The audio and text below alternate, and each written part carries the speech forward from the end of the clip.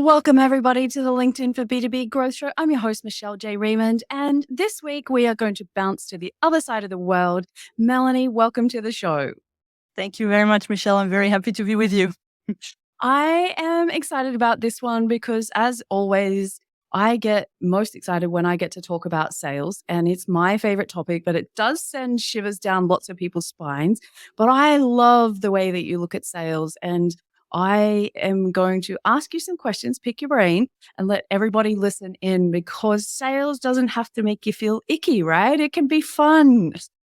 Exactly. It doesn't have to make you feel awkward or dirty or anything. It can be something where you connect and you feel generous and you can be yourself, and it can be very efficient that way. Actually, more efficient than when you feel icky. Really powerful. Before we jump into that, tell me, LinkedIn, how did you get started? What has your journey been like?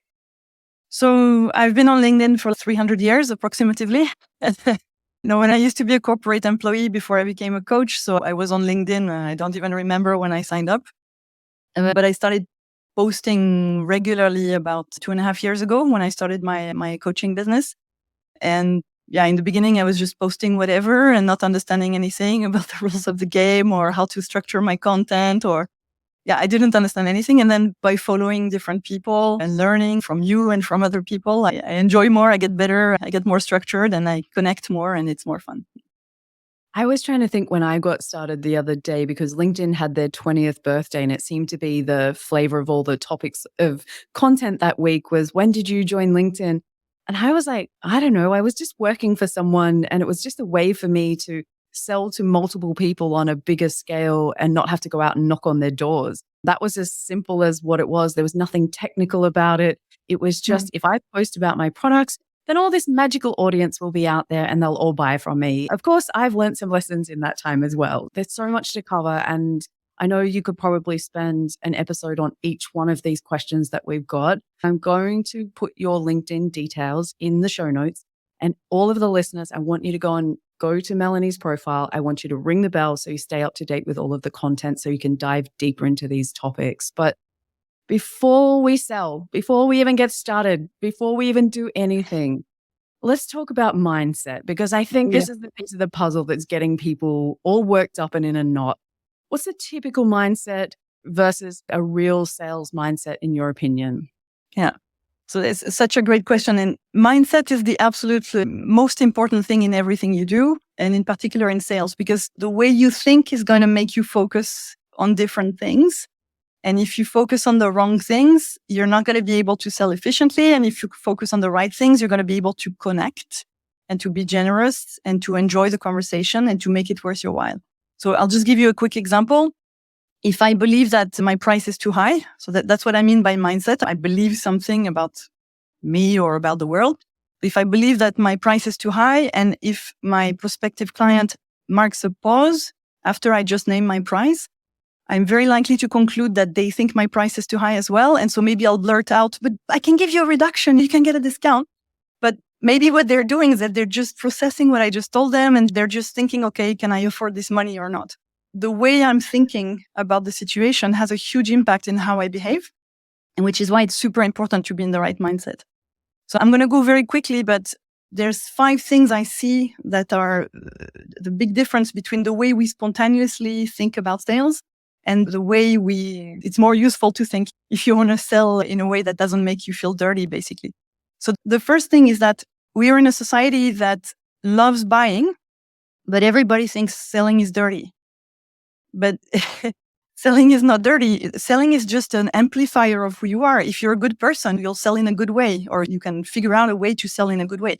If you're a bad person, you're going to manipulate and you're going to do unpalatable things. So it's just like money. Money is also just an amplifier. So that's the first big switch, is to notice that the way you sell is just the way you are.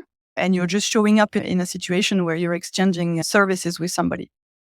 The second thing is mistake that most people make is they focus on the outcome of selling. So they want to hear a yes from the person they're speaking to. And the really important thing is to focus on understanding how this person thinks. Your sales call should be about you understanding how does this person think. And when you hang up from the call, if you can explain to a third party how this person was thinking about their problem, about solving it, What obstacles do they see in solving it? What obstacles do they see or hinders do they see in hiring you, etc.? You've done the job and it's a beautiful success. And you should almost not really remember if they said yes or if they said no, because that's irrelevant. The third thing is to learn how to embrace the discomfort of a call. It's a very big mistake to think that a good sales call is a sales call in which you feel comfortable and happy the whole time. That's not the way, because you're going to have a conversation in which you're going beyond what is normally polite. So I don't mean that you're going to be rude to the person, but I just mean you're going to be a bit nosy. You're going to be curious. You're going to ask questions that we don't normally ask. And that creates an amount of discomfort, at least the first 150 calls, I would say. Then after it sort of subsides.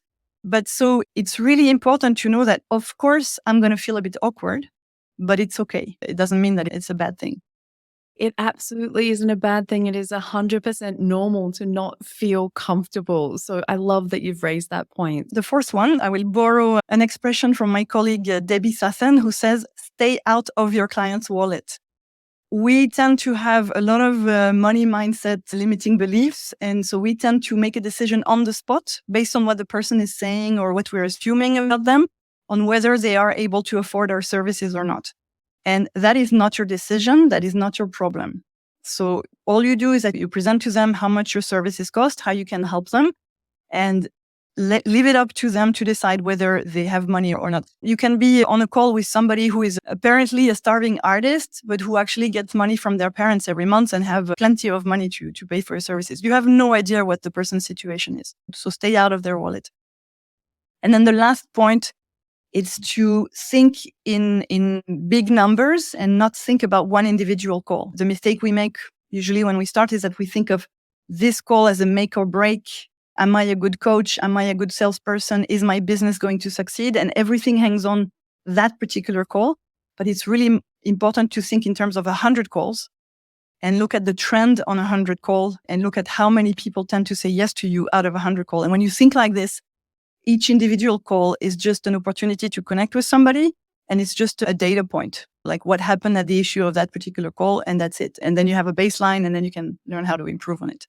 So I would say these are the 5 main differences that I see. There's a few others, but if you can switch your mindset from what we normally think to these 5 different ways of looking at things, already you're going to go into a sales call much more relaxed and much more able to focus on the other person. And that's the whole point.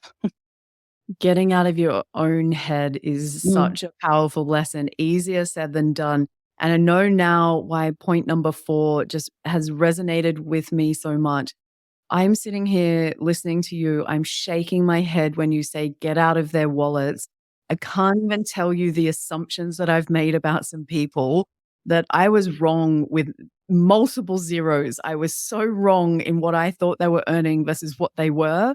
I wasn't even the same ballpark. And here I was thinking, oh, I'll bring down my prices so that you can afford it. And it was so the other way around. And I'm shaking my head. They're lessons that we learned, but money mindset comes into sales. So many layers come into sales. And a friend of mine, Niraj, he was on the show a couple of weeks ago and we were talking about sales, and everything for him changed when he went from that hunter gather, let's try and connect with as many people as possible, let's go out and get them, to that traditional selling method, to all of a sudden, I'm here to serve people.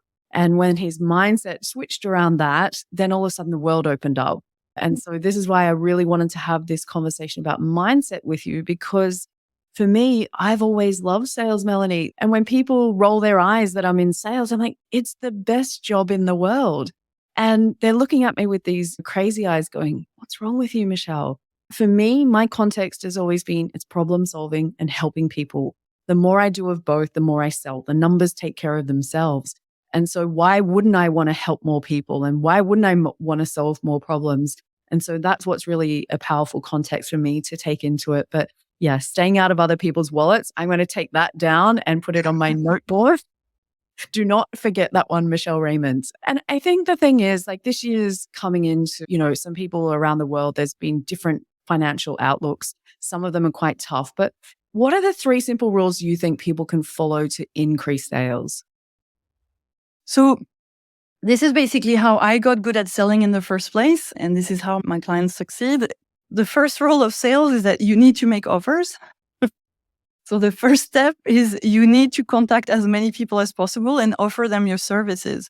And the thing is, making an offer is not saying, "Hi, I'm there. Why don't you read my post?" That's not an offer. That's "Please read my post." An offer is, "Why don't you book a call with me and we can see if I'm the right person for you?" Or, "Here is my services. Here is the price. Are you interested? Yes or no?" So an offer is really like a clear offer to hire you. And you need to make offers to as many people as possible. So the way you figure out and you identify who you could make an offer to, there's 1 million ways. And this is the topic for an entire podcast. But the first step is to make offers. And that's the part where everybody feels icky. Nobody wants to do it. But if you use the mindset switch that I spoke just about, that will help you a lot. But that's really the first step. You need to make offers. And then the second step is to test stuff scientifically. When people say they test things, they tend to say, "Okay, I tried it once, it didn't work. And so I tested it, so it doesn't work." That's not a test.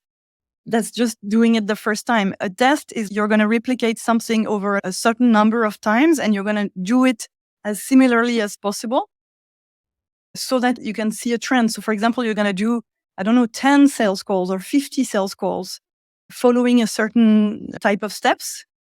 And then you're going to see, okay, when I follow those steps, I tend to have 5% or 16% or 82% of the people who sign me up in the end. And this allows you to draw conclusions. And then you can tweak only one thing and you test that again on 10 sales calls or 50 sales calls or whatever. And by doing that, it takes a while, but it does get you good. It's absolutely a surefire way of getting the results that you're after. And when you're focusing on only trying something once and drawing a conclusion, that doesn't work. Maybe it works, but maybe it worked for other reasons than what you thought you were testing. The third very important thing is to make sure that you pack your sales call, so the free discovery call or whatever you want to call it, that people book with you to figure out if you're the right person for them to hire to solve their problem. You need to pack that call with insight. You need to make that call super valuable for your client so that whatever they decide, whether they decide to hire you or not, they need to come out of that call thinking, was the most valuable conversation I've had in I don't know how many years. And the way to pack insights into your call, it's actually quite simple. If you know your client, if you know your ideal client, if you know your niche, you know what they tend to not see, you know what they tend to not really dare to ask, but actually think in their most mind. So you just need to voice those in the call. So it can be super simple. It can be like a few preconceived ideas that people tend to have about the problem you solve or about the way you solve it.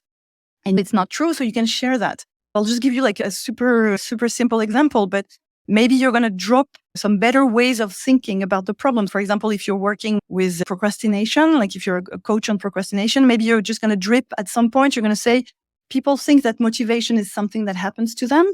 But in fact, motivation is created or destroyed by the way you describe the task to yourself. So for you, this is bread and butter. For you, this is obvious. There's like zero value in it because you know it so well. But for them, those moments, you can pick them from your previous sales calls because you notice that you said something. And for the next 2 minutes, the person is not listening to you anymore because they're still processing what you have said. Or maybe they'll ask you a question, or maybe they'll just say, what did you say? And those things are what you want to pack your next sales calls with. So if you follow those 3 steps, you make as many offers as possible to as many people as possible. You test stuff scientifically and you pack your sales call with value, with insight, which might feel very simple and obvious to you, but which are very valuable to somebody who is not an expert as you are. Your sales game is going to get very good very quickly, basically.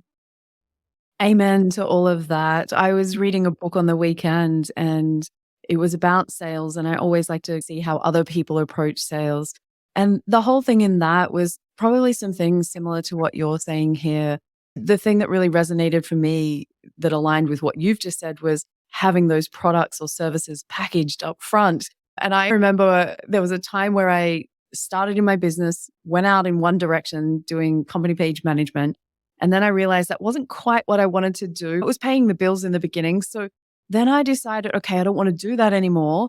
But I didn't have anything else to replace it, except I just released a book. Mélanie, you can laugh at me. Here's what I was doing. putting all of my efforts into basically having these great calls with people. And then at the end, just going, do you want to buy my book? It's a $10, $20 book. Not a great use of my time. So having those packages up front, that for me is just something that I'm laughing now. I can, but it took me like 6 months to sort that out. That was not something that I, had sorted out overnight. I think I might get Angela on the show, who's our packaging expert, and have a conversation here to expand on that one. But say we've got like these amazing products or services that we've started to pull together and we love them. Like when I put my products together, I thought they were the most amazing training products in the world, which they are for the record. But at the same time, it's difficult to not get into conversations with people, discovery calls, and then start telling them about everything that I put into building this product out. But tell me, a powerful sales call should talk about benefits over features, but you're so great at sharing analogies on how this actually works out. So I'd love to hear how you can help people with this particular part. Yeah, sure.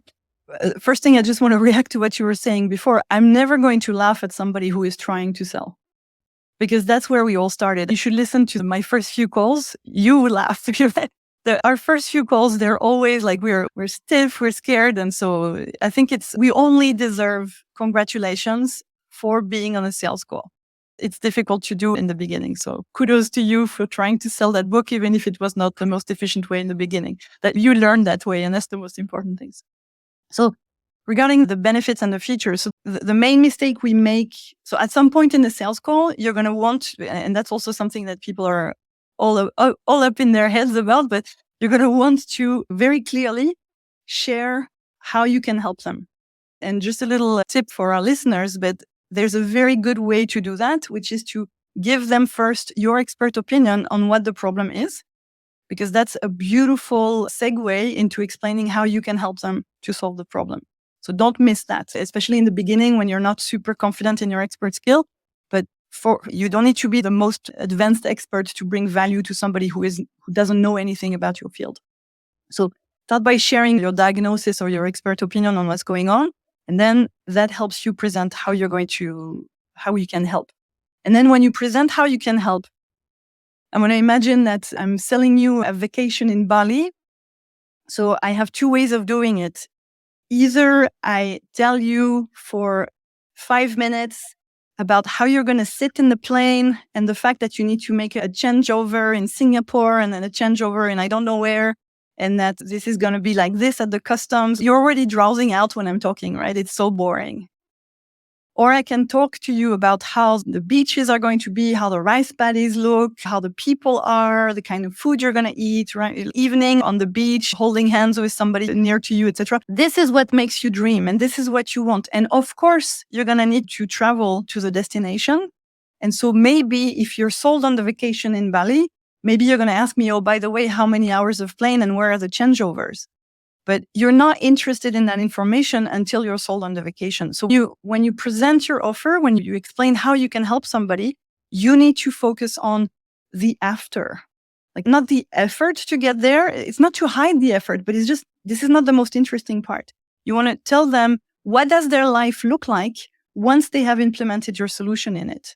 So for example, I work with coaches. So the typical way for a coach to present their way to help is to say, all right, so if you choose to work with me, it's going to be 6 sessions of 45 minutes each, and there's going to be videos to watch in between, and I can support you by email. All of this is true, and then all of this is wonderful. But this is not what they're buying. Nobody's buying to watch videos. Nobody's buying to get an email from a coach. So what you can say is okay, you're not going to procrastinate anymore. You're going to find it easy to find motivation. You're going to know exactly how to get yourself to do what you've decided. And as a result, you're going to be able to finish your work in time and be home just in time for dinner with your family and spend time with them. Some version of that, right? I'm obviously not selling that specific offer, but some version of that, which grabs their imagination. And if they are interested in that, then they're going to ask you all the questions. So just a little caveat, it doesn't mean that you don't name the features, because one of the important features is your price and you want to name that. But you're not going to say it for 5 minutes. You're going to naming how many sessions or how long it takes or your price or all that. It's going to be 2 sentences in the whole thing you say, not more than that. And if they are interested to buy, then they will ask you all the questions and then you can solve it.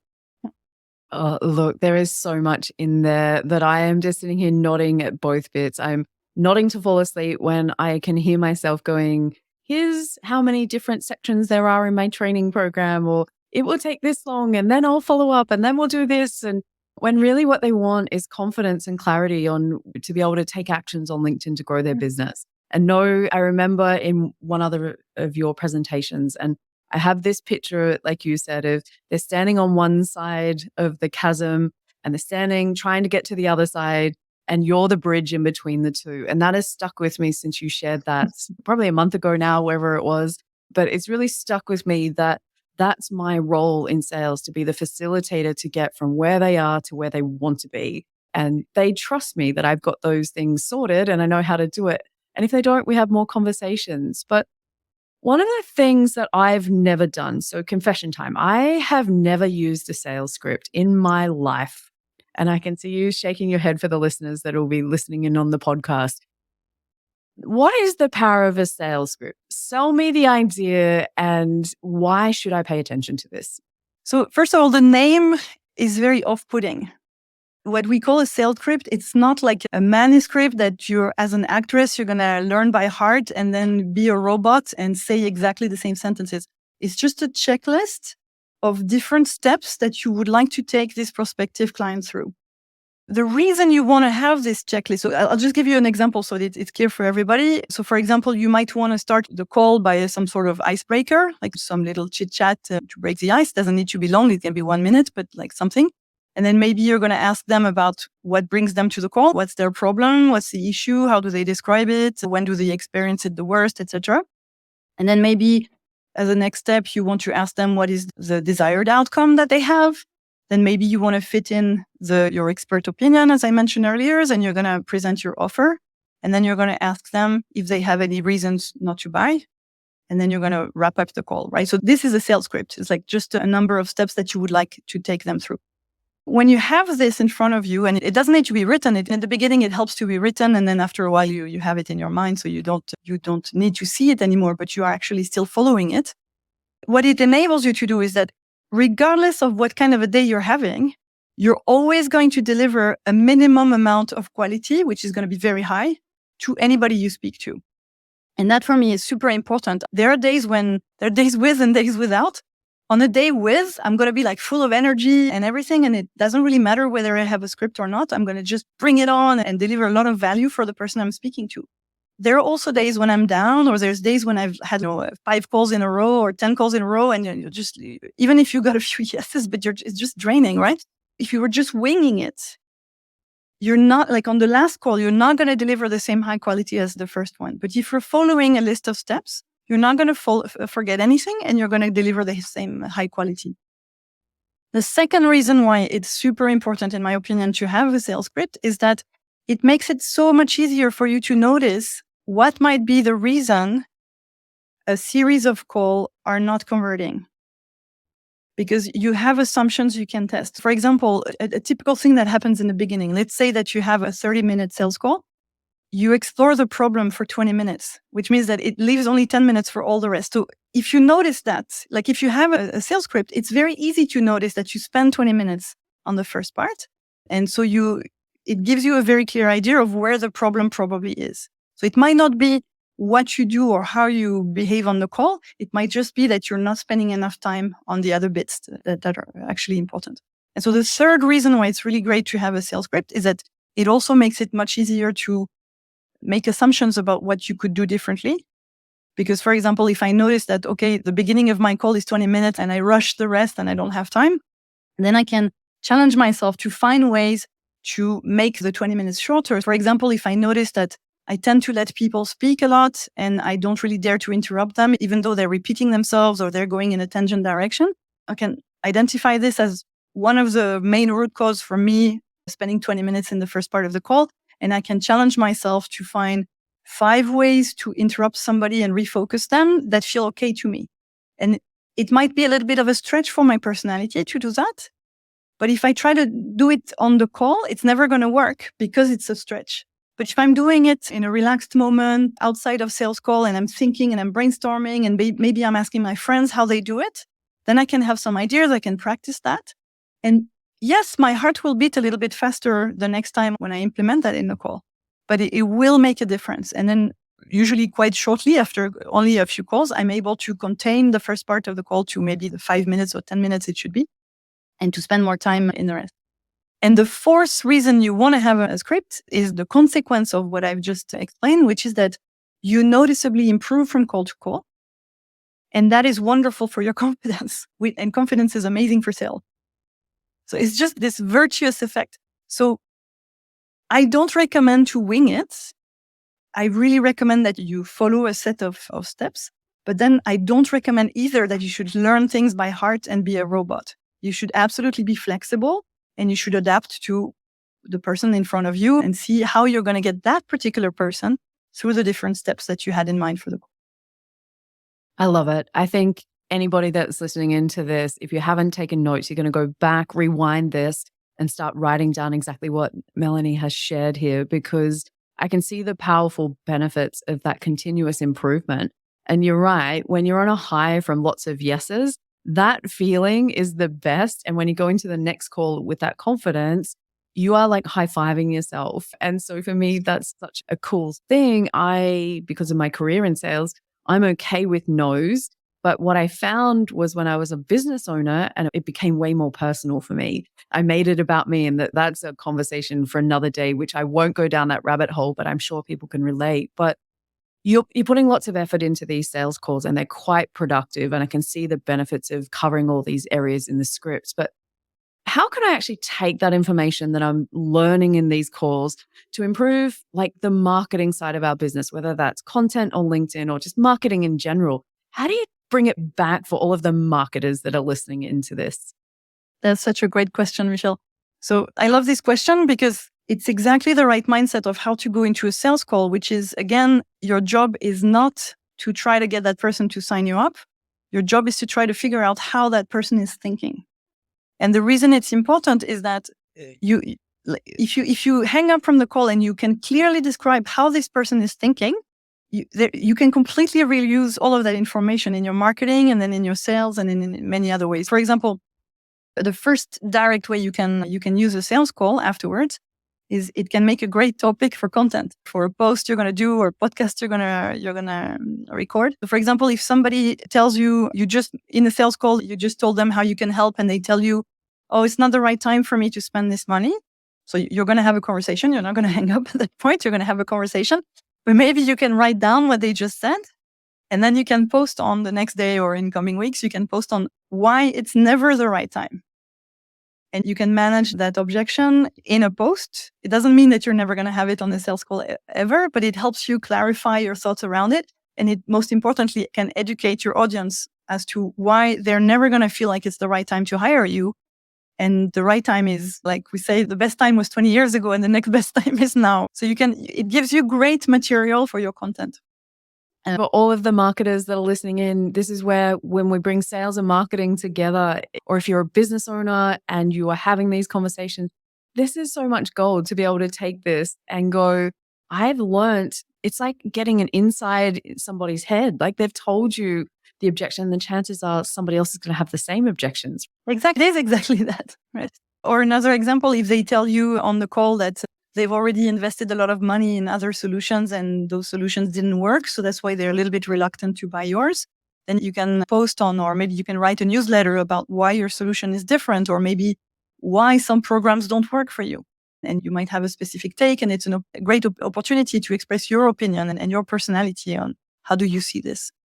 The other amazing thing that you get from a sales call is verbatim. So you can improve your wording in your copy or in your sales page or in anything you do, basically, to speak more like them so they can recognize themselves. So for example, if I take again my example of the coach working on procrastination, nobody is ever going to say to you or to recognize themselves if you say, do you experience resistance? Nobody ever says that, right? Technically, this is what it is, but nobody actually expressed themselves like this. So on a sales call, you might hear the person might say to you, it's so hard to take the action, or I don't feel ready to do this. And so that's what you want to have on your page. You want to say, is it so hard to take the action? Does it feel so hard to take the action? Or just when it's so hard to take the action, like you're just going to use exactly the verbatim. And those moments, they're a little bit intense, the sales calls, not super intense, but there's a little bit of intensity that goes in it, which means that people speak very spontaneously, which is why it's an amazing opportunity to gather verbatims. And then obviously you're going to get better at selling because you're learning from your interaction. So for example, if they said, I need to talk to my husband or to my boss first before I take the decision, and maybe spontaneously you answer, why do you need to speak to him? And they got very defensive. Okay. So you hang up, you take a big breath, and then you ask yourself, okay, what are 5 ways I could answer this that are not, why do you need to speak to him? What made them get defensive? And what could I ask that will not make them defensive? Or maybe, like you can really reuse what you're learning in the call in your next sales call. And then the last thing you can do also with what you learn in a sales call is it's a fantastic opportunity for self-coaching and self-development. So for example, you might notice, as it happens to most of us in the beginning, when you're getting nearer the moment where it's going to be time for you to state your price, maybe on the outside, you're like a duck, like on the outside, you're gliding, but under the surface, it's pedaling very hard, right? So inside, you're feeling the panic. Explore why you're panicking. You can notice, okay, what happened at that moment that made me panic, what you're associating with naming your price, and then you can ask yourself better questions like, why is it a great thing for them that they get to pay for your services? And then you can find answers to those questions.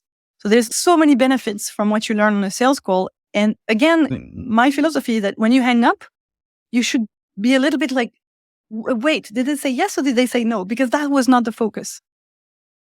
And if you can do that, you can bring that to your marketing. That has taken so much pressure off. I've lost count of the number of tips that you've delivered in this podcast. There has just been so many. But every week when I want to wrap things up, Mélanie, I ask these expert guests, give me one actionable tip. If I've been listening into this and I'm really inspired and I want to up my sales game, not in the icky way, in the good way, what is one actionable tip that people can take away today? So I would say, since most people have a misconception or some prejudice about what it means to be selling, and this is why nobody wants to go sell, because we think if I start to sell, I'm going to be a bad person. I'm going to put my foot in the door of old ladies and try to steal their savings or something like that. It feels really icky. So what I would recommend is actually a tip I got from my friend Kel Haney, who's an amazing fundraiser. And what you can do is you can list all the interactions you've had with salespeople where you were the buyer or the potential buyer that have left a mark on you. And then you can re-explore them and ask yourself, how would I have liked to be handled? And how can I bring that to my sales call? So it's really like a free exercise. It looks like it's discorrelated from the actual sales call, but this is going to change your mindset so powerfully that it's going to help you be willing to go into sales calls, because you're no longer going to associate selling with being bad. You're going to associate a certain type of selling with a certain type of people that you don't want to be. But there's so many other ways to sell, many of which are amazing because you're actually helping people, as you were saying earlier, and you can absolutely be on the good side of the force. I use the good force. Mélanie, thank you so much for everything that you have shared today. It has just been brilliant. I was excited to share this with other people, but for me, it's refreshed me and put me back on the right path to get some processes back in place in my business as a business owner and, the person that's also responsible for sales. And there's things that we can always improve. There's things that we can learn. And thank you for sharing the non-icky way of selling with the audience today.